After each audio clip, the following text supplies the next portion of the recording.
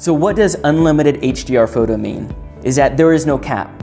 So whatever it takes to showcase the home properly, if you want pictures of the backsplash, if you want pictures of the appliances, it's already included in there. If your home has HOAs, what do the HOAs cover? Does it cover a playground, a swimming pool, a workout room? Does it cover a clubhouse? All those things I can take pictures of so that way you can show and justify the HOA. All of these things is to showcase your home, your listing, to make sure that everybody understands what's included in your home. When I take my photos, I do a 3-shot exposure. Basically, that's a dark, a properly exposed image, and a lighter image, all combined into one so that way I can get you the best quality image possible. Now, when I'm taking pictures in the interior of the home and there are windows, I use a technique that high-end professional photographers use for real estate photos, and that's what we call window pulls.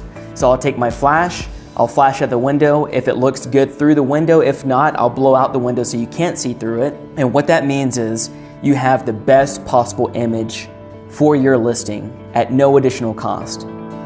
And for right now, you get unlimited of these.